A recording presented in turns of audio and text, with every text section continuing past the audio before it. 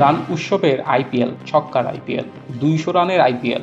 এবারের আইপিএলকে আপনি যে কোনো নামে ডাকতে পারেন, যে নামে যেভাবে বলুন না কেন, মূল বিষয় একটাই, ব্যাটসম্যানদের হাত থেকে বলারদের রেহাই নেই। তবে এর মধ্যেও একজন ব্যতিক্রম, ব্যাটসম্যানরা তার সামনে নাজেহাল, তিনি মুম্বাই ইন্ডিয়ান্সের পেসার জশপ্রীত বুমরা। এবারের আইপিএলে বুমরা নিয়েছেন 20 উইকেট। এখন পর্যন্ত শীর্ষ উইকেটে সংগ্রাহকের তালিকায় দ্বিতীয় স্থানে থাকা এই পেসার ওভার প্রতি রান দিয়েছেন মাত্র 6.48 করে। 22 উইকেট নিয়ে টুর্নামেন্টে এখন পর্যন্ত শীর্ষ উইকেট সংগ্রাহক হর্ষাল প্যাটেল, যিনি ওভার প্রতি রান দিয়েছেন 9.51 করে। কলকাতার বরুণ চক্রবর্তী 18 উইকেট নিয়ে আছেন তালিকার 3-এ, তিনি ওভার প্রতি রান দিয়েছেন 8.34 করে।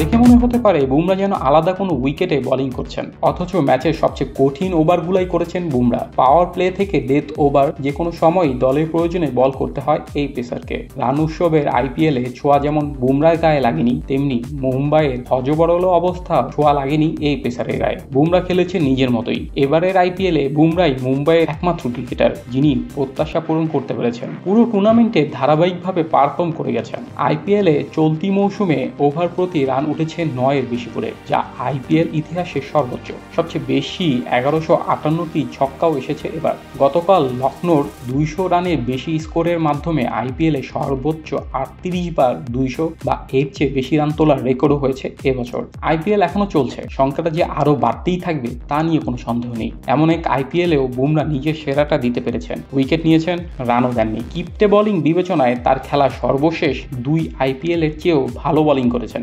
বুমরার বিশেষত্ব ফুটে উঠেছে এখানেই।